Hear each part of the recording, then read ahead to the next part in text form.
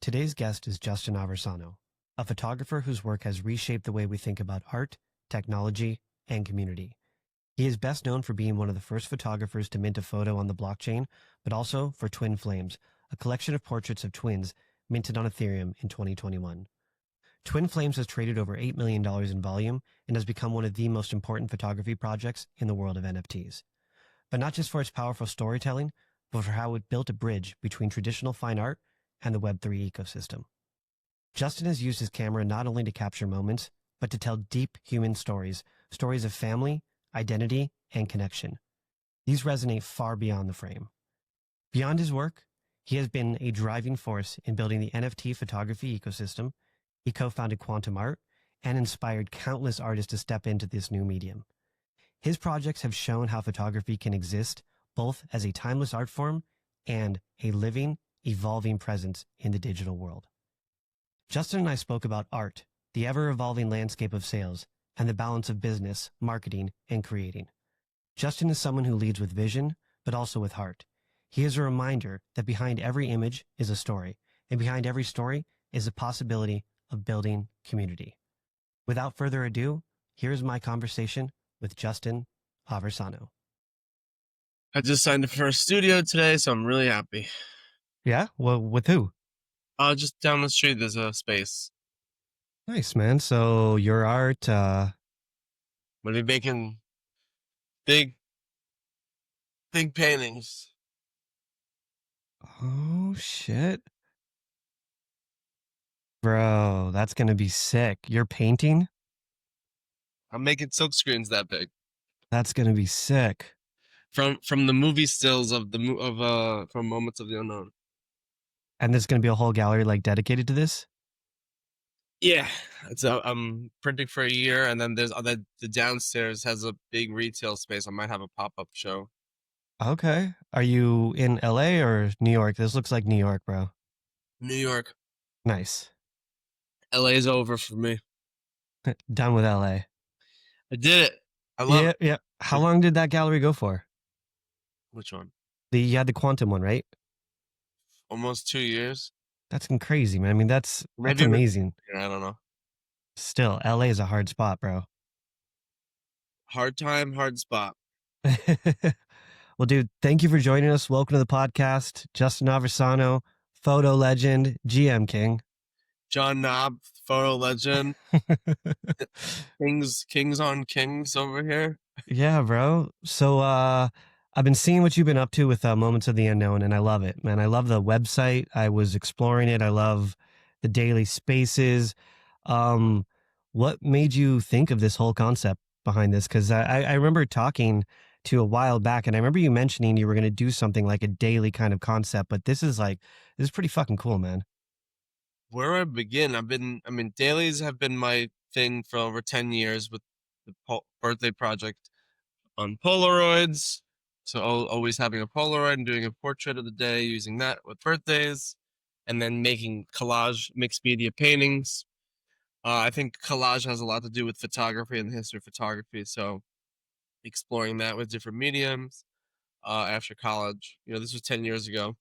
So trying something new, putting photography down for a minute to just paint, art therapy, and then working through other projects, not so much dailies, but more so conceptual work. There's a nature of conceptual photography I like to think about and shoot. And then 10 years later, just in 2023, using the Super 8, and I like to think of when I want to learn a new medium or a project, the 365 projects, the best way to practice and discipline and to learn as you go and to have intention and to have a reason and have purpose and have have a goal, basically set a goal to learn something. It's just the way I work. And it originally was going to be in 2018 before I moved to LA. It was originally going to be before any NFT success, just a project I wanted to do in New York City and make portraits of people. And it was always going to be a 10-second Super 8 daily portrait series. So that sat on my shelf for a while. Then things got busy with NFTs and smoke and mirrors and silk screens. And around the time we started with the birthday project, Yep. moved into the cognition series to do 366, 365 paintings. And, working through different 365 projects is like working with discipline and practice and learning new mediums and setting goals to create an idea and having a beginning and an end point to this journey. For me, is like the structure I need to create the art and work through the idea with the 365 projects. And then there's other projects like the twins and smoke and mirrors that come along and isn't so much required on time and more so about the right subjects. So like each project has its own little rule system, whether it's the timeline and very strict to it and finding the people through that fit within that, or the art projects of the twins and the mystics and finding the right people over many years. So back in 2021, things got busy with twins, and I was printing a lot in the smoke and mirrors. I was printing a lot of silk screens. So the whole time I was promoting twins, I was actually working on my paintings. Like I was in the studio every single day making those silk screen paintings while the twin flames craze was happening. But the Super 8 project came out of an idea I was working with in 2018, where I already had a Super 8 and wanted to work on another daily series and learn Super 8. And living in New York at that time, like it was going to be a New York project because that's what I had. I didn't have money or the ability to travel. I just had where I was and the materials and the art supplies, and that's all I could afford. So it's like you're really stuck to where you could afford and what you have around you, and your environment kind of um, is aligned with where you're at in life. So by the time I got my Super 8 for this series around the world, it was able to grow into something more beautiful and expansive, especially after the pandemic, where we were all tightly, you know, cocooned in our homes and our neighborhoods and our state. And over the crypto craze, like we kind of broke free from all Yeah. that. We started in the digital and then we broke free to travel the world. And it's kind of funny. Our immunities must be crazy. But going through, I was talking earlier before we cut out, I was becoming more of a CEO than I was making my art, even though I was in the studio every day, having the responsibility of trying to be a CEO, even though the business wasn't really moving in the direction I wanted to take it because of other people. It kind of was like, where's the creative energy? I was craving it. I was dying from not having it, or I was trying to be a CEO, which like I need to be an artist. Like what's going Yeah. how did this happen so fast? So by the time, quantum was cooling off and the market was cooling off for everybody and everything, I took a leap of faith and was like, you know what, I'm gonna step away from the businesses, both the nonprofit, the for profit. I'm gonna step away from this home that had termites and was eating away at the foundation. I'm gonna step away from this relationship that was not so healthy with my girlfriend at the time. So it's like I needed to break free and release all parts of me and like be naked and vulnerable and release all these identities and things. So I kind of just like went to San Francisco, broke up with the girlfriend, and wound down these businesses or left them, and so just taking care of my health and myself, and how to be healthy, and I can't help anyone if I can't help myself, and like that's where it Totally. all. So I went to San Francisco, saw my therapist, and kind of rebuilt all these pieces. And I originally started the project in January of 2023, on January 1st, for the first time to try to get it on a calendar schedule and try to like meet the calendar schedule. But ironically, these projects don't live on that timeline. It lives on its own lifeline. Yeah. So that project, I went for like 3 weeks and then my camera broke, and then the subjects portraits from the first week didn't develop, and I was already fucked from the beginning. So I kind of like accepted failure, and I was like I had to accept so much failure from everything, from the businesses, from my work, from the NFT space, from all this shit kind of collapsing and um contracting. It was waiting for the bigger, expansion, because after the contraction becomes the expansion, right? It's Yep. not just a black hole into the abyss. You need to go through these like ebbs and flows. So, um, 4 months passed by. I'm still healing, taking things off my plate. I was trying to add more on my plate, but I had so much that I was unable to even make art. And I wanted to make art, and I was trying to. It was becoming forceful rather than fluid, and that's why the Mhm. kind of like everything broke down. And I went through those 3 months to heal and see my therapist. I worked through all this shit, and by April when I had my studio, and I was moving out of that LA studio and getting all my art out of there, my friend came, who was the sound engineer of this project, Moments of the Unknown. His name's Ethan, and he came to my studio. He was visiting from San Francisco, and we're in my studio, and I have all the film that I bought from earlier in the year, just sitting there, and I have the two new cameras I bought because the first camera broke while I was shooting. Even Aaron Huey, I was shooting him, and the camera broke while I was shooting him. Okay. Um, and it was just like nothing's working out. Fuck.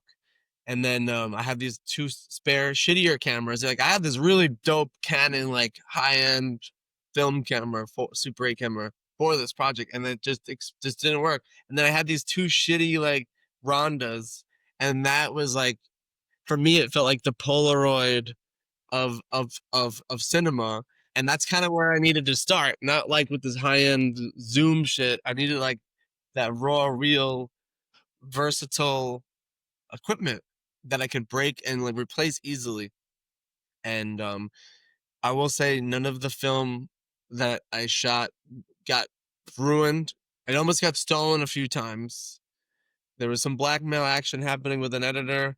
There Oh was my god. break-ins in Zimbabwe. There were points where the project could have been stolen from me, but by the grace of God, like all the shit kind of worked out, and I got my film back from the blackmailer, and we fought off the people who were trying to break and entering, and everything's good. And my camera broke once, but I had three spares, so it was all good. I had a day camera and a night camera for day film and night film. So if this one broke, I had the extra one. I counted the film as I was shooting because there's no indicator. So I kind of was like making sure I shot enough for each person, so I had enough footage. And that alone could fuck you up by Yeah. not having a specific like countering measure. But I had all the film, thankfully, shot, and everyone was 10 seconds or more. So it all kind of just worked out this time, and it was a big fluid flow the second time when I started. And the way it started, we were in the studio, and I was telling Ethan this whole story about what had happened earlier in the year and all this shit I was going through and healing from it and trying to recover, redeem myself. And he's like, "Why don't you just start right now?" And then in that moment, I kind of just was like, "Yeah, I can just start right now." And it's always in the now is when you could start something like right now, right Yeah. here. So I grabbed the camera, I grabbed him, I grabbed one of the smoke and mirrors that he was supposed to be that character, but for some reason wasn't at the time. So we went outside in front of the mural of the gallery, and I just shot that first 10 seconds of the movie, and then the next day came and I shot the next guy, and then and I went to New York, and then I went to Europe, and then I went to Asia, and then it just kept going. And Moments of the Okay. Unknown became this global project while we were shooting it. And then we kind of had these ideas of like the sacred sites and people and continents, 7 continents. How many countries are we allowed to visit without a visa? How many places can we go in a year? And like over 100 plane rides over 75 countries, all 7 continents. And shit just got crazy. And it was a big flow. It was no force. It was just trusting the universe, trusting the journey, visiting places we always wanted to visit, visiting places we've visited before, visiting places we think we should go to. There was a lot of places we were supposed to go to, it didn't. There's a lot of places we wanted to, but couldn't. It's just when you're trying to go somewhere every 2 days, literally, like we were on a plane every 2 to 4 days. Um, Only 2 times, 3 times we were in one place for like more than 2 weeks, and it was in America for 3 months as I was renewing my passport. Like when we got Okay. back from Asia the first time, I had to renew my passport because it was expiring. So I was like, fuck, I got to expedite this shit. And at that time, you weren't getting your passport for 8 months, but for some reason I sent it in the second we landed, and I did all the expediting shit. And by the time when we got to New York from LA, when we did the drive, I think it was only a month. My dad had my passport ready, and I grabbed that shit, and I was like, "All right, we're doing." See, the universe was like, um, colluding to help me. Yeah. And that's how I feel. Like to do this project, to go, like you're doing the thing you're living the purpose, and everything just opened. The doors just open. Yes, there's a lot of hardships within that time, but those are just the little lessons we got to learn. But the grand scheme of things, it was just open flow, open water to continue the mission, and the mission was, just meet people, connect with people, see the world, connect the world through art, make a film about humanity, about oneness, and show the beauty of the humans. And like, we're one species, we're one type, we're one people. It's like, why are we fighting, and why are we, resources and land, when there's an abundance of on earth, and in the universe. So like, I'm highly inspired by um this book, uh the family Yeah. The Family of Man. by Edward Steichen, and he brought together all the photographers in the 1950s from all around the world to show the whole world. It was a beautiful moment of curation, and that kind of puts me in a place of like, wow, how beautiful it is to show all these amazing photographers and all these amazing places in one place and unify humanity. Like, his quote is, "Humans are all one." And that really inspires me, and I like to connect my art to historical context, especially a photographer like Edward Steichen, who kind of started the photography scene with Stieglitz in New York, and he was a head curator of MoMA. And then another part of the equation is the Carl Sagan's, um, the gold record, and what are the sounds of humanity, and them getting all these anthropologists and scientists together to create this disc that embodies all of humanity, and the sounds and coded images and symbols that show us where we exist in the universe, in the Milky Way, and send that shit out into the stars in two directions. And now they're actually traveling outside of our solar system. um it's going to take however long for them to reach any other, like hundreds of millions of years to even reach another galaxy or star system, solar system even. And this beautiful idea of like this piece of humanity exists outside of Earth. And if anything ever happens to Earth, we have our little piece of ourselves somewhere out there that maybe could be received or or transmitted throughout the universe. And that's kind of where like I pick up the blockchain, and I'm inspired by that idea. And like, wait, if they're limited by a rocket ship, why can't we use blockchain and radio waves that travel at the speed of light, and shoot that into all directions and into the universe of this film? And that's kind of like where I want to take this film, is just shoot it out into the universe as a radio wave from the blockchain pulsating from SpaceX satellites, and just reach extraterrestrial contact outside of our you know galaxy. And it's I kind of love that dream. inspiring. It's like we're so caught up on Earth fighting, when there's like literally a universe to explore. And it's like, how much further could humanity be if we work together? you know Yeah, totally. that's I kind love where of your the head is whole at. theme here. No, that's really cool. And the 10-second clips, do you pick those out of how long? How much beef footage do you have? So most of the time I would literally just stand there for 10, 15 seconds. I would Okay. go to at least 15 seconds, just so I knew I had 10 seconds. So I didn't Okay. feel the 10 seconds. But there were times where I would just hold the shutter, because the magic would unfold as you hold it. I didn't Yeah. go longer than like a minute. And how do you know when that moment's happening? Do you wait until that moment's happening to start recording, or I just what goes feel into it. it? I kind of just feel it. Okay. For me, when I make photos, it's about my feeling. It's not about what I'm seeing. It is about how I see something, but it's about knowing when to start shooting. Mhm. There's two parts to it. Knowing when to start shooting is how I feel, and when I feel like this is the right moment to start shooting. and then how I'm seeing it in the frame aligning or being conducted. That's like the first part is feeling it, the second part is seeing it and composing it. And had you ever done video before this? Like, have you ever thought of that as a medium before this concept? I did 2 short films from Smoke and Okay. Mirrors. Um, like one 7-minute long one 2-minute long one. And it was fun. I liked it, and this is the first time I'm actually those were way different. Those were more like narrative, surrealist. These are more like 10-second portraits that feel like a photograph. Do you think that everything that happened to you, and as you said, you kind of like stripped yourself naked, like just got rid of everything that was weighing you down? And I think that's kind of how you put it, is kind of like just weighing you down. And do you think that was what kind of led you towards transitioning towards this video narrative Oh my god, with, yeah. yeah, This project saves me. really interesting. How did it save you? Yeah, I needed to I needed to break free. I wanted to Okay. say escape, but I just wanted to break free, you Yeah. know?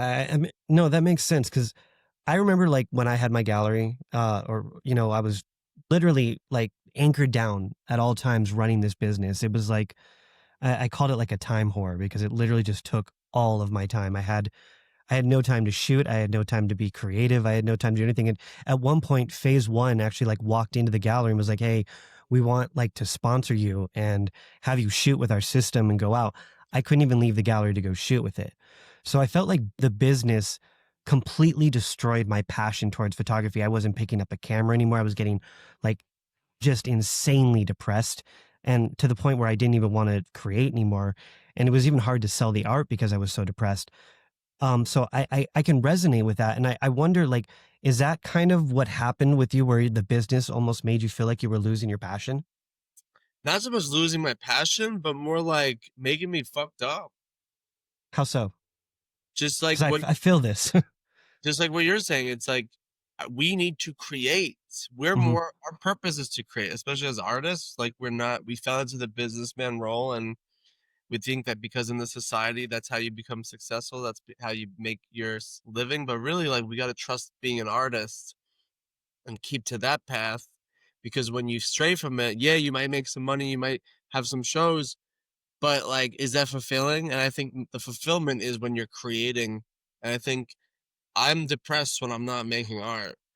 And even right now, like I'm doing the podcast every day, I'm sharing the art that I made, but that's why I just got a studio, is because I need to fucking make paintings of my of these film stills, and like that excites me more than anything, is being in a studio over the winter and painting, hand painting, and then fucking silk screening and being active, and also doing the podcasts and sharing the project. It just amplifies the energy. Like I'm okay having the podcast every day too, and I enjoy connecting with people and you know learning more and supporting artists, uplifting other people like you're doing every day too.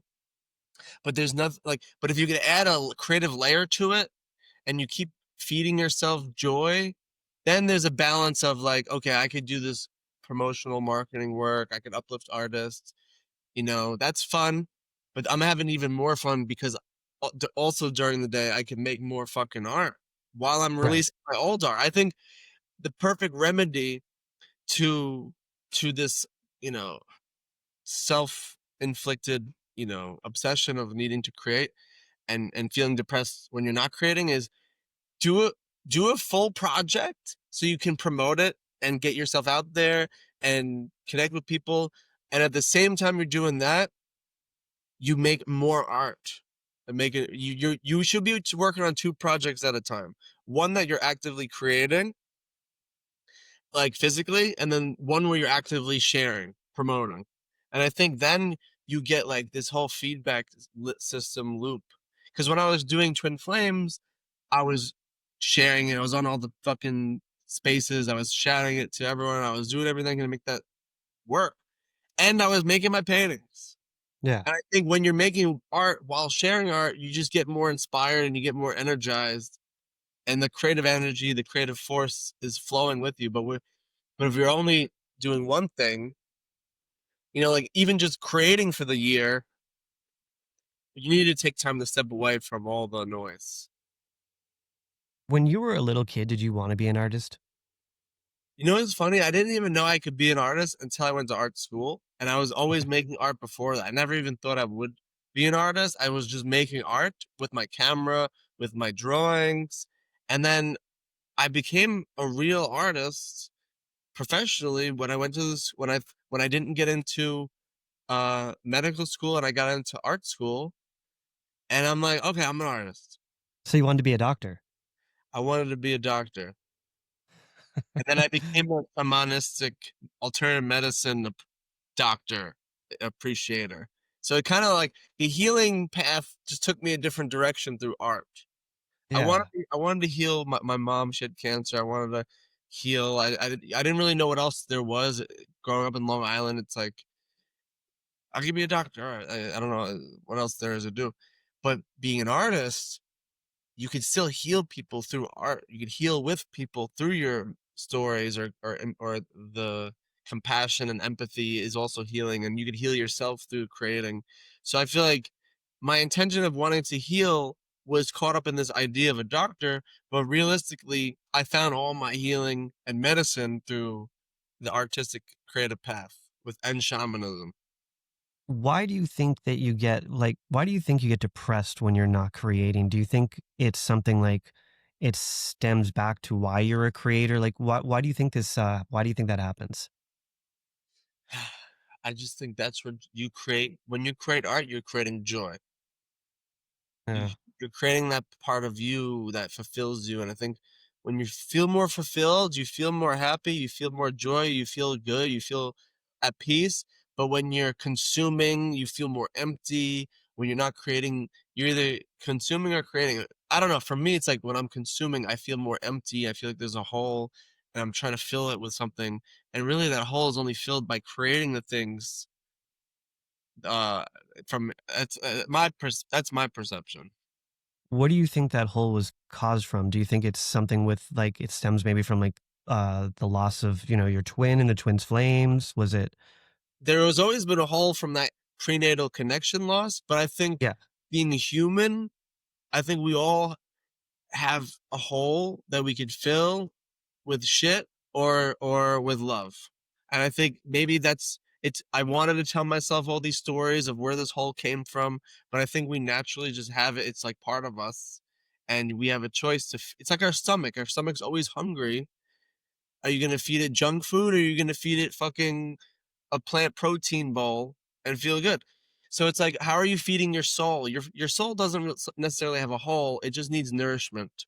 And like, are you nourishing it with consumption, with TikTok and social media, and just brainless shit, or are you creating shit from yourself that means something that purposeful? And I think we want purpose. We want to feel alive. For me, at least, I think I get more meaning out of when I make my silk screens, and I'm feel like I'm doing something that my life path is waiting for me to go on. It's like I'm unhappy when I'm not doing what I should be doing in a way. Uh, I noticed that there was kind of like, and maybe you can tell me if I'm wrong, but I feel like there was an underlying meaning in the Twin Flames collection, which was that creating that collection or even maybe creating in general is kind of like your version of therapy. It it's the healing. Like for me, it's like death is a big part of all my art projects, and for me to heal, to accept it for those who've passed or parts of me that have died, it's like how do we come to terms with death because it happens to our most loved ones, it happens to us. It's like embracing it, and art allows us to filter it through that medium where we don't have to die. We could experience a death before our death, and that makes it more okay and less fearful because in a way we're seeing it before it happens. So for me, when my mom passed and my twin passed, those two are connected. Uh, my mom had ovarian cancer, probably from complications of her three miscarriages. So I was a twin survivor. I was a survivor. I wasn't supposed to be born. I survived those three miscarriages before, during, and after. So I think that says a lot about her cancer and where that comes from and where it originates from. And for me, losing a prenatal connection of someone you're connected to before you're even born, that's a hole, I think. And to fill that is to, okay, what would it have been like to have that in life? And I think the therapeutical aspect is to create a project around that idea or concept or a community that is that, so you can turn the page and accept and have closure. I think it's all about closure. It's about acceptance. It's about giving yourself that space to process the traumas. I gave myself the space to process my mother's passing through that cognition series, and to save myself from being depressed. I worked on that every day and created something beautiful every day out of that pain. And by the end of that year, I felt so much better because I kept myself busy, maybe as a distraction, maybe as a way to not come to terms of the death, but it was the only thing that can make me happy. Mhm. And we got to find what makes us happy. And for me, it's like creating art gives me so much pleasure and joy. And I don't know, I feel healed after I finish something. So that must mean something. Well, that was what I was gonna ask. When you finished the Twin Flames series, did you feel closure? You have no idea. Like when I finished in 20, when I finished that last shot was like so angelic and symbolic at that 100th shot. But then I had to Mhm. print them all in the dark room, in the color dark room. So that was exciting. It's just like finding more excitement about your art and like making the book, going into debt, doing all this shit, not having income, and just trusting that this is all gonna work out, and like being so stupid and naive that that is the way to do it. But that's how I did it, and everything worked out. It looks like, but like from shooting it to printing it for like 6 months to exhibiting it to having a book to working with one of the twins and having a book because they're a book publisher, and like getting them involved, and then having a show at Super Chief. The moment I felt true closure with Twin Flames and I was ready to like close that chapter and move on Yeah. to Mirrors like 100% was when I had the book in my hand. I was staring at that 100 twin wall of all the sea prints, and I was at the gallery, and my dad was there, and this was the first show he ever came to, and I just felt so much like gratitude and love that family was there to support, and just have this book and then close that book, and I'm like, I feel so much closure that I'm like, wow, like I feel almost normal. What normal might mean. Um, and then all the 2021 crazy shit happened, and then I was in Right. between 2019 and 2021. So I'm like, oh god, I have all this art. I need to sell it. Like, what am I gonna do? All these credit card companies are calling me, sending me letters. I'm like, they're suing me and all this crazy, scary shit. And then NFTs happened, and like, rest saved me. Yeah. Overnight, literally overnight, I was able to pay off all that credit card debt. That NFT collection, I think, has surpassed $8 million in volume, which is just outstanding. Like, Holy fuck. con yeah, right? I mean, from going from credit card debt to a collection that surpasses $8 million in volume, that's mind-blowing. But I wanna go back to when you said, like that's so great. I still am, like, trying to wrap my mind around that. It's funny now. But going so crazy, man. Going back to that collection, I wanna ask, did your mom ever get to see the collection, the final, She or 2015. She okay, died in 2014. I'm sorry to hear that. Project was made in 2017. Okay. That project actually And older than CryptoPunks. it's wild, right? She started a few days before they launched it. What made you choose 100 twins? You know, I'm like guided by numbers, like 365 birthdays, 365 paintings. 100 twins just sounded right. Yeah. 78 tarot portraits. That's how many tarot cards there are. And now, like, working with 365 6 moments of the unknown, that's how many days in the leap year. And now I'm thinking about, if we're talking numbers, for my two new projects, 1,000 tin types of cancer patients. That's going to take many years, but have all these beautiful 8 by 10 tin types of cancer portraits people who survived it or who are going through it, I think is going to be very powerful. Also comes back to the healing of cancer. My dad now has cancer, so it's like I want to like take on cancer, and I do believe that we'll have it, that disease, eradicated in our lifetime, and it'll just be like a moment in time to like honor those who had it. And then like 12 people who are blind, I want to make these AI bronze sculptures from their photograph, and 12 of them. So it's like numbers have a symbolic meaning to the projects, and like I don't choose them; they kind of just like show themselves. And 12 is a good number for statues. 1,000 sounds like a lot of good stories for cancer portraits, and I feel like when you have 1,000 people who are suffering from that thing, it's more scientific, it's more clinical. It kind of like it's more of like a survey of what kind, how, if after interviewing all these people, what are the same commonalities? Because I'm going to ask the same three questions, like the healing journey of having cancer, and what did you want to be when you grow up, and all these things. I'm curious to see when you have that much data and a medical thing, what that tells us. So it's like how the numbers kind of fit within the idea. And how do you reach out to, the twins? Like, how did you find them? Like, there's a database. No. Yeah. Like, how did you do this? When I did the birthday project, I'll start with that. Okay. Facebook shows you whose birthday it is that day, right? Yeah. So I always would go, do I know anyone whose birthday it is? I went to high school with, or I'm in college with. I was in art school at the time. I was a skateboarder at the time. I was in art school. I had, different friend groups. So I was surrounded by so many people my age, different groups, living in New York. It was always someone's birthday. Sometimes I'll have to go around with a sign that says "This is your birthday," but people knew it was a project. It was hard. The first 3 months are the hardest for every project. But if you give Yeah. 3 months for any 365 project, you could finish the whole fucking thing. So by that time, and it gets easier as you go to the end because so many people know that you're working on it. People are excited with you by the time it's their turn or whatever. So it's Right. exciting. No one believes in you the first 2 weeks. You're like, what are you doing? You don't believe in yourself. You're like, what am I doing? And in 3 months, it becomes like habit. It becomes a fucking consistent.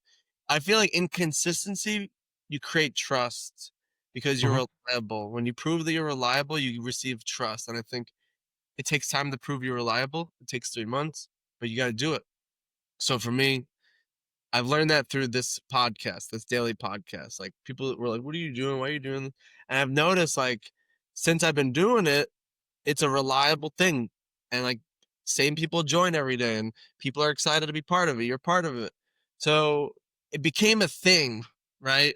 When you believe in yourself enough, where it becomes a thing, and you've done it long enough, where you can't ignore it. I don't know. It's a funny thing, right? No, I think that's how I think you just defined an art career. It's I don't kind of know. persistence. No, it's persistence. It's keep showing up and don't give up. And whether or not you sell anything, it's maybe just a matter of time before you just get to that point where you might actually sell something, but nevertheless, you're still creating and doing what you love. I think consistency and persistence is like a recipe for success in art. If you want to be a commercial artist or you want to make money, you need that trust. Like people will only invest in you if they like you or if they trust that you're going to be doing this for the whole lifetime. Like there's artists who are just phasing in and phasing out, trending out. Well, like there's a reason why people want to give retrospective to artists who've been doing this for 50 years because they've been doing this for 50 years without being famous or without being supported. And then they become huge because they finally are trusted enough or whatever. Like that's traditional art world. Time makes a difference. Time makes time makes it happen, I think. I think Well, I any of also us believe, on a long timeline. I also think you kind of came up with, in my opinion, like a really genius marketing strategy because you were essentially your own hype man. Like you were basically on the timeline. Check out this Twin Flames. You had a Twin Flames bot. You had a Twin Flames Discord. You kind of, I feel like, set the precedent for how to market a collection. And I want to know, like, do you think you pick some of this up in art school? Because most people, I think, Well, have like an issue in curating collections. Where did you come up with how to curate it and how to market it? okay. To curate, Two questions. I learned in art school to create a series, and that was like the most important thing I learned there. Everything else is just like history, the people you meet, the network you create. Like school is literally to meet people. I think all school is like that's how you get your jobs, is who you know, right? Yeah. I learned the most important thing I learned was narrative, how to critique work, how to really have a critical eye for art. Like I was taught all these things by critics, by renowned art writers and shit like that who write books. So to have good educators, to understand context, context is huge because you need references for ideas, not just like historical paintings and whatnot. I think ideas, like that's why I studied philosophy. That's why I studied art. It's like having those two things will make you so much stronger. And if you don't go to art school, just read a bunch of fucking philosophy because those are the things that train your mind how to think more critically and how to bring ideas into your workflow. And I think ideas is what separates you from your style. Like anyone could paint like you or shoot like you, but what is your idea? Idea is the original thing, I think. You got to have original ideas. The tool is just a way to communicate the idea. Okay. So I learned that in art school. I applied that in my marketing, and marketing became natural because I never was good at social media. I never had many followers. I was just posting my art, hoping people gave a fuck. But for some reason, Twitter loves when you sell shit. So here's the funny part. Before I even sold a single twin flame, I thought I was gonna post an OpenSea link every day for 100 days. But luckily, before I really was able to do that, Flamingo Down came in, other photographers came in, bought up my whole fucking collection, and then I was like, oh great, I don't need to fucking post what's for sale. I could just, I could post who collected it. And I think, and I notice this now, people love the posts, comment on your post that when you're selling shit. Like the shit I'm promoting every day, GM. But the shit I'm selling for like 10 ETH, fucking 10,000 more views than my GM of my art of the day. And it's just like Right. the money makes a difference. And the money makes it more attractive. And the marketing is like my thing is any sale that I get, whether it's a fucking smoke and mirror scroll, WETH bid, whatever, it's important to show liquidity. It's important to show things are moving. It's important to say thank you to every single collector. I think what makes me successful is not just my art. It's like how I connect with the collectors. Like someone who bought my art, they don't even know me. I go out of my way to figure out who the fuck that was as best I can before I even post it sold. I want, even if it was a non-wallet, I literally look through the blockchain and see who was this. I need to know because those are people who are supporting you, and those could be people who continue to support you. So for me, it's not a one trick, one shot deal. It's like I want to know this person and create a long-term relationship because I have a long-term mindset. And I've built so many friendships from a single sale of people I didn't even know, and I reached out to them, and some went on to buy more things at higher prices.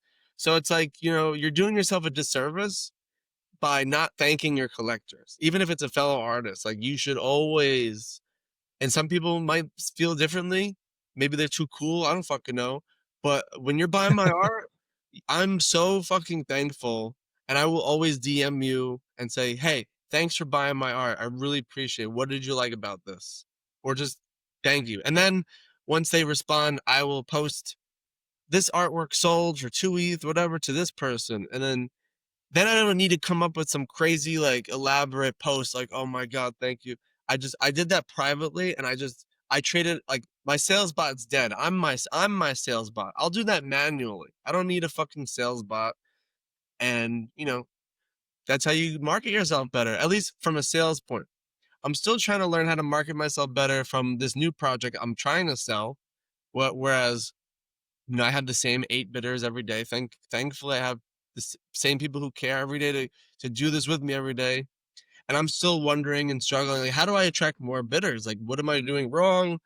What can I do right? And so it's like that's a big thing that's always on my mind with this new series, especially seeing my old stuff sell for more than my new series. I'm like, what's going on? Is there too much time? Is there 8 months left and people don't feel the urgency? Do people not know they could bid? Like, I have all these things going through my fucking head, trying to make this project even more successful. Maybe I should just let it be, and maybe the last month it'll see all the sales that I was hoping for, or whatever. But who knows? This space is so tricky, and that's why I love doing the spaces, because it's like, you know what? At least I could create a conversation. I'm marketing the project. I'm uplifting other artists. I'm organically building with different people. At least one person a day, building the network. It's all about network art. You know, it's being present. How to be more present than showing up every day and talking to someone every day. So for me, it's like, the more art spaces we have, the better. Like, if you did photo Fridays every week, what you're doing is amazing for the space. Like, the photo, Thanks, man. the 24 hours of art is amazing for our space. What you're doing for Yep. photography is amazing for photography, because you're marketing photography. The reason why photography is dead is because we don't have enough Johns and Justins shouting to the space, loving photography, supporting other photographers. And if there was more influence and people marketing the way you are, we will have more sales and support for this ecosystem, because there's attention to it. You're bringing attention to photography more than I've ever seen in this space. And I would encourage you to keep doing that, because over 3 months in a year, we're going to see the photography market do better because of you. I appreciate that, man. Yeah, I remember when, there was no market. We weren't really selling a lot of art as photographers, and we just kind of had to keep screaming on stages. And it was actually when I did your show that I kind of like got really hyped up, where I was like, the only way we're going to bring photography back is if we just keep screaming it, keep buying each other's art, keep talking about it, make, the weekly reports. And I noticed, like, yeah, the 24 hours of art, it is amazing for our space, but there wasn't a lot of space for photography in there. And I figured we need a full report, like, for photography every single week. We need a website to just document the history. I think it's so important. But like you were saying, like, you were your own hype man. You literally created a bot that you were the bot, and you were putting you were the fucking bot, man, and you were putting those sales out there. But that's what got the engagement, because I think, like, people don't realize, like, $1 million sale makes so much more of a headline than 50 small sales. And I hate to say that, but that's just where the narrative lies. It's the It's just, confidence. yeah, that's just where it works. Oh, you think that your purchase, that small 50 purchase, could become $1 million sale, and that's the nature of the space. Is how am I investing to make money? That's just the back of everyone's mind. Let's be honest. I wish we all had infinite supply of money, then we'd actually be buying what we love. But we buy and flip, and that's okay. I don't sell shame. Yeah. I love seeing my shit flipped, even if it's dumped. Good, like, it's moving. Um, I think you're right. The $1 million sales just bring more hype. It brings more confidence, and what we need is hype and confidence in photography. So I grew up in, like, a traditional art setting, in the sense that, like, I sold prints. I never had to worry about floor value. I didn't even have to worry about public sales, because it's all private. It's literally just sold to a collector through a gallery. There's no public thanking them on social media. There's just like an email, a letter, some flowers, maybe a book here and there. You connect with them, talk once in a while. But with this space, you almost have to feel like you're defending your floor. As you said, like, you're worried about selling the collection. You want to make it marketable. You want to give your collectors something valuable. Does that fuck with you as an artist? You know, the less you give a fuck about your floor, I think the better you'll be. And if you're like me also, I think it's smart to own most of your supply. Like what I did during the bear, when everything was bottoming out, I'm like, you know Mhm. what? I believe in myself. I'm gonna fucking buy 5 twin flames. I'm gonna buy all this tarot scrolls. I'm gonna buy 20 birthday Polaroids. I'm gonna buy cognitions. There's less supply available. You're killing out the weak hands. You're showing conviction in your work, and collectors love to see artists buy back their own work. It You shows know that how unheard of that is, though, in the real world? unheard, but this is a different paradigm. and I want to, and there's no royalties being paid, so I want to be in control of what I could sell, so I could make money on my own work instead of having nothing of mine and everyone's making millions like they were. I'm making nothing, and I want to protect myself because I believe in myself. I believe in my future, so I want to be the number one holder, so people can go to me first. They really want to buy something, and I could sell them it directly. And I'll still buy. I just bought a tarot scroll back yesterday because it looked too cheap. I'm like, you know what? Fuck it. Like, and now I could. I just have faith for the future, so I want to be prepared.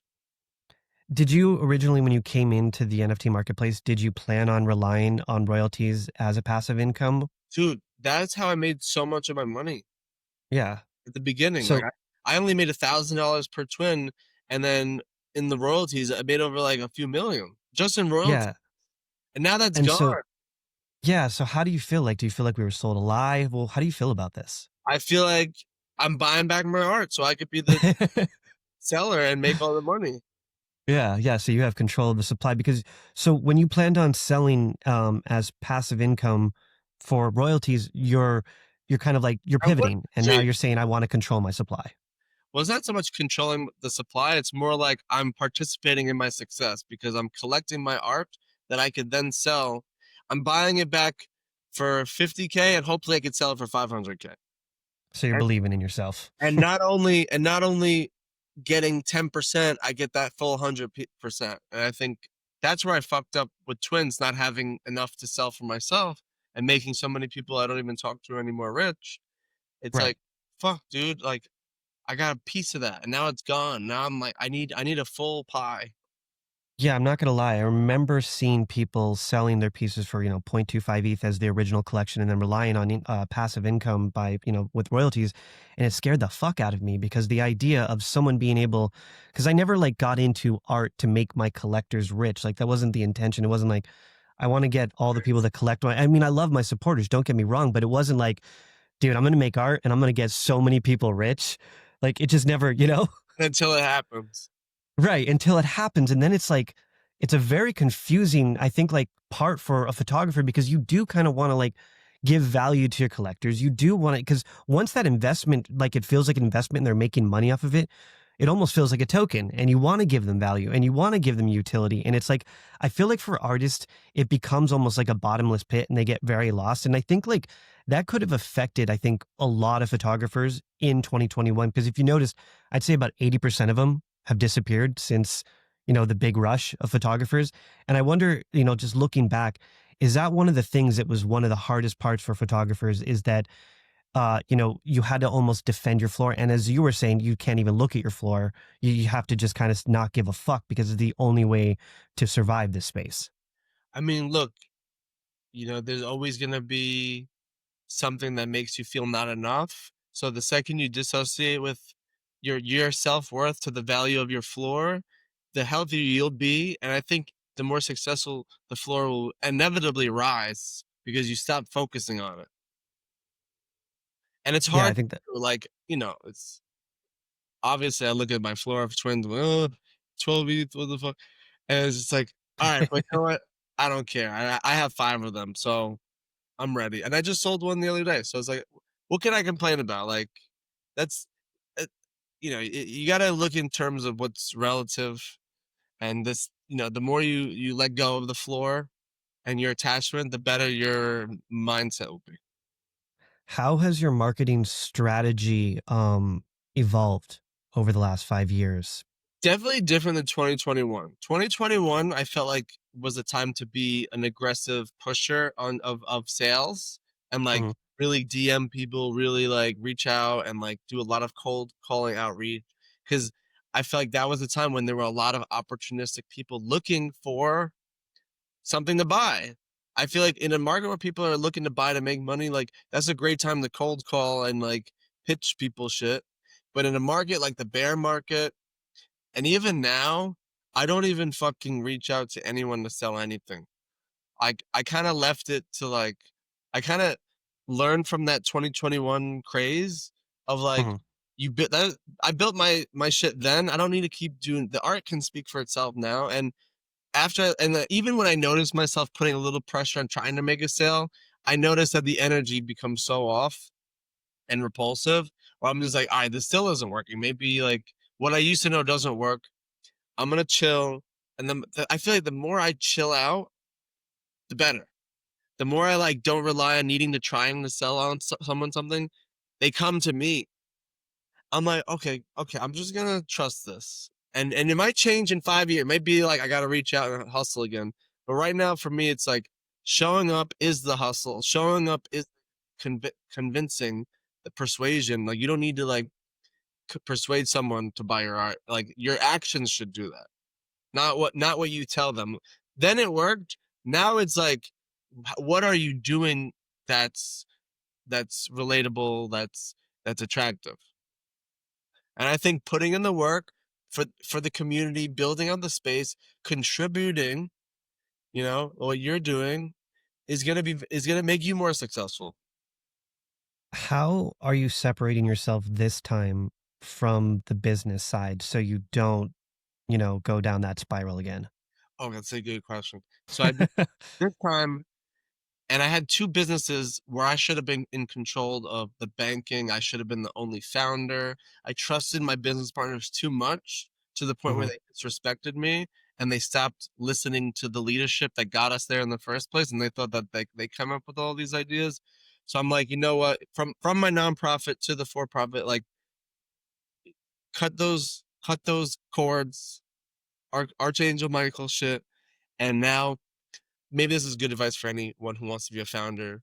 If you bring all the value and you bring all the money, then you should be the founder and you should be in control of banking and everything and employ people. But if you don't have the money and someone else has the money and the clients, then you should have a co-founder. That's kind of where I'm at right now. It's like if I'm bringing all the value, I'm the fucking founder and you're my employee. But if you're bringing all the value and you want me on, I can't. I'll be a co-founder, but I'm Yeah. not I'm not gonna. That's where I learned a big lesson this time. And I No, I started think it, a foundation. I started my own nonprofit, Fondazione Aversano, and I'm just like, that's my. I'm better with nonprofits than I am with for profits. But people I think it's, are supposed to have for profits before they have nonprofits. But I always started yeah. with nonprofit, so that's just my style. No, I think that's great advice. If you're kind of the one who's, putting the money up, you're the talent, you should be the founder. Um, I'm going to kind of quote you because I believe you were the one who said this. You said that you had a platform and you felt like it failed with Quantum. What Do failed you, was the leadership. What we okay. sold everything, Yeah. and it didn't fail like it collapsed as like an entity that couldn't sell shit anymore. I Right. chose the final drop is when we stopped. And then I noticed that there was no more demand. I noticed that the landscape was shaking. And I was like, you know what? Best thing to do right now is cap it, just like what Art Blocks just recently announced. Cap Yeah. cap the collections at 75. This is all we've ever done. We're not gonna do anything new. Return the money to investors. Let's by that time all the co-founders were out. It was really my decision.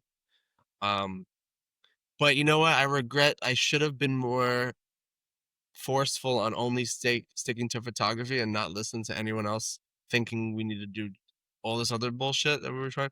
If we had just stayed doing photography, we fucked that up. And now there's no one doing photography. So That's your regret, huh? that my biggest regret is like I really wish I fought harder to just but like when you have co-founders, you feel like you could trust these people, Yep. and it's like I trusted the wrong. I fucked up. I fucked up. I mean, man, it But happens. it's all good because we're here now. Yeah, that's the thing is that we're here now. And I want to know, like, do you feel, and I know you did, like, I appreciate everything you did for with Quantum because no one else was doing it at the time. Do you feel as though it was kind of like a business, like it was kind of like taking you down that spiral as well? What what brought me like the business was doing so good, and if we had just continued doing photography, like that's all we had to do. That's all our investors wanted us to do, and for some Mm. reason, other people wanted to do everything else. It just doesn't make any sense to me. Yeah. Uh, we would be in a great place right now. And we don't need to do drops every month, and but still, it's business gets in the way of making art. So I really don't know, but this is the universe we're in. So in this universe, I had to protect my investors, which is the most important thing, and that's what I did. So Would you that's ever do it again? I don't want to do it again. Yeah. What I will do is like make art. I'm doing it again in my own way with my own foundation, and And not what's your foundation doing? raise money. I don't think you need to raise money. I think Yeah. you have a successful product, just keep selling it. You don't need to raise money. What's the foundation that you're working with doing or you're doing specifically? Foundation Aversano. So in alignment with what we're doing around the world, just like with moments of the unknown, I plan on like giving back in different ways in different continents with the communities we built with. So that could be, education, that could be building wells, that could be doing all sorts of like working with shelters, working with kids. It's so vague that we're able to do anything and put money towards that when we go there and want to work on other missions. It gave Is there and the ability to work with everyone around the world for different causes. when you originally started doing your art, did you ever think that it would go to like to the philanthropy side, or was that the Always. plan? Was that the grand plan? Philanthropy is part of it. Yeah. We're What still what is the old a philanthropist, even though I'm not as rich as I should be. So I feel like with your art, and you could correct me if I'm wrong, but I do feel like you're playing a game of chess in the sense that you have like this master plan. I'm just going to give an example. So I do Like love chess. like you have a TV show, right? And they'll make like one season and they have no plan for the rest of the seasons. They just kind of like are like, fuck, dude, we're gonna do a pilot and hope to God that we get picked up, and then we'll make it as we go. Where I feel like you're not necessarily making it as you go, although like the some of the projects that you do are kind of like make it as you go, like the collections you're coming up with as you go. I do feel like there's some master plan ultimate that you're trying to get to, whether it's like save the world with art, get aliens to see the moments of the unknown. What is your master plan, if I can ask, or you don't even have to reveal, but I kind of want to know. I think each project has its own master plan, and I think it'd be dumb to only have a pilot episode rather than the whole season thought out. If you're gonna Yeah. if you're gonna pitch this shit to the network, you better make sure that if you're chosen, you have the whole fucking thing ready. It's I like just feel like you have 10 seasons figured out and the last episode. the last episode is always a cliffhanger, so I don't really know how that's gonna go. Do Um, you plan on being a photographer, videographer for the rest of your life? you Do know what I you? want to do? I want to do this cancer series. I want to make my silk screen. I want to do this blind bronzes. I want to, there's obviously going to be hundreds more projects that bubble up over the years. But my grand vision is like go straight Kubrick, Nolan, Kubrick. Tarantino, make a TV show, um, and make 7 great movies. All right, so you want to make movies?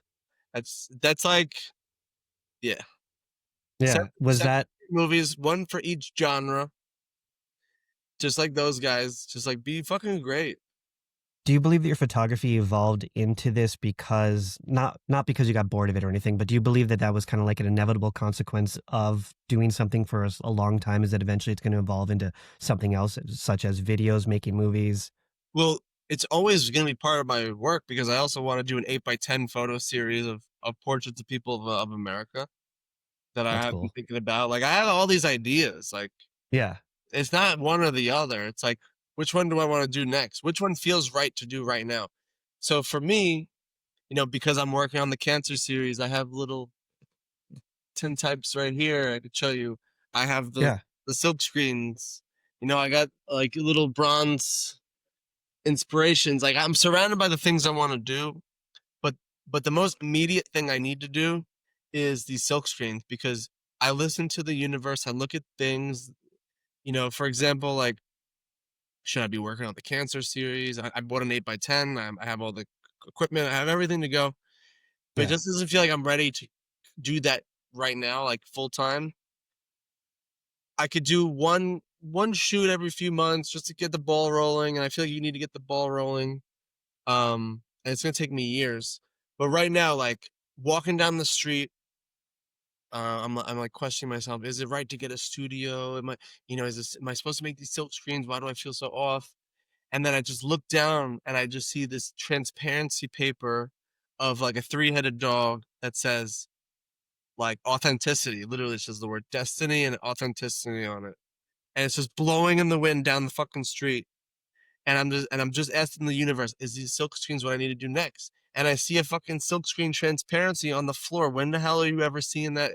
Literally blowing in the wind on the floor in the city. And I'm just like, I think that's the universe telling me I need to focus on the silk screens right now. That's my thing. And then I go a little bit more down the block, and there's another part of that transparency on the floor. And then I'm like, okay, I really gotta do this. And then a couple weeks later, I walk on that same block, and I just saw this yesterday. And I'm walking to go get breakfast with my girlfriend, and I see again blowing down the street this poster of the Flatiron from Stieglitz that sold for like $12 million, like a poster from the Met. And I opened the poster. I'm like, what is this photography poster? Like, why are all these art things blowing down the street every time I walk on 12th Street? It's funny. I feel like you just answered my question because I was going to kind of ask, like, like I have 10, 100,000. I have so many ideas of collections I want to do. And I know other artists have that. And it's like, how do you focus on that? Do you just kind of like let the universe guide you and tell you what to focus on? Well, you know what you should be doing, but if you're afraid on what the next step is, you got to listen carefully and look for the symbols, and those things will reference to you what you need to be doing. And for me, it's like I'm asking, should I be getting in the studio? Am I wasting money? I'm scared. I don't know. And then I just see the fucking thing blow, and I'm like, okay, that's a yes. I should. That's the next thing I need to do immediately. I fucking love that, man. That's a really beautiful way. I feel like, We just gotta listen. yeah, you just got to listen for the answer. The universe will eventually tell you where you need to go. It's you. You are reflecting yourself to yourself, and you just gotta like pay attention. It's a really great way of putting it, man. I'm gonna This look was at cool. now. Dude, I think it's like the perfect way to close this out is that right there is just kind of like let the universe guide you. You are the reflection of yourself in the universe. It's a beautiful way to put it. Justin, dude, you're an absolute legend in this space. I believe that you are one of the main reasons that the photography market kicked off. I appreciate all your contributions to the Web3 space, to our ecosystem, everything you do from the daily spaces to, releasing incredible collections that are just beautifully curated. Before we close out, where can people find you? I know everyone knows you, but still. Where is this going? I fucking love that, dude. All right, well that's where you guys can find Justin, wherever he might be going next, No, man. no, no, that I'm saying, where is this podcast going? Oh, where's this podcast going? Yeah. Where is this podcast going? Out to YouTube, Spotify, Apple. Is that what you mean? Oh, okay, yeah. Just Yeah. here's my name, man. Yeah, just Justin Aversano. Just Aversano. Google it. You could just find me on Twitter. If you're in the NFT space, you can email me from my website if you want to talk. Any other projects, any other books, any other thing you got going? I'm kind of not doing books anymore. No more books. This last book really, I'm still sitting on 600 of them. I'm just like, I don't know what to do with these. So the books kind of make you a little, I sold half of them. I was just like, damn, I have all these. Like, what do you do with all this shit? Right. It's just like so many books. So it's like I'm not releasing any books until those books are gone. That's I how like you what gotta. Kath did. I like what she did with her children's book, where she kind of did pre-sales. Yeah, she's smart. Yeah, that was a good way to do it. And then, Sell the wrong time, I think. yeah, it's a weird market right now, man. Yeah, I don't even know how to. I even burned all the NFTs of the ones that were left, so I don't even know how to sell these. I don't know, man. We just got to keep preaching the choir, Like I know that we are preaching to the choir, but we just got to keep doing it. I guess I will say this: if we're going to say something, go to my website, buy a book there. There you go. Yeah, you got books to sell. There we go. Got some fucking tarot scroll books. They come with a beautiful tarot deck from Polaroids. It's a big book of tarot portraits. I really would love for that to reach people's homes. And they can find that directly on your website, justinaversano.com. Yeah, it's the only thing available on the website for sale. Awesome, man. We will get this out into the world, dude. Thank you again for your time. I just want to say I'm so grateful for you. I really admire what you're doing. I love that you took up this role. I think it's so important. You're perfect for it.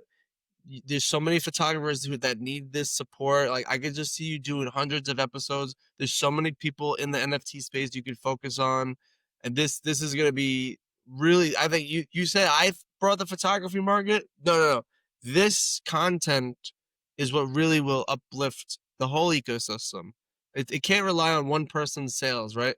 It has to rely on someone like you who's preaching the good word of photography and supporting everybody who's making photos. I appreciate it, man. I really just I started this because I really want to learn more about the people in this space, and I hope that it will help uplift the photography space because God knows, man, we need it. We're an army, and we got to work together. This is the work. You're doing it. Dude, thanks again for taking your time, man. Love you, Justin, and let's talk again soon, brother. I can't wait to catch up in person, man. All right, man. See ya. Have a All right, great brother.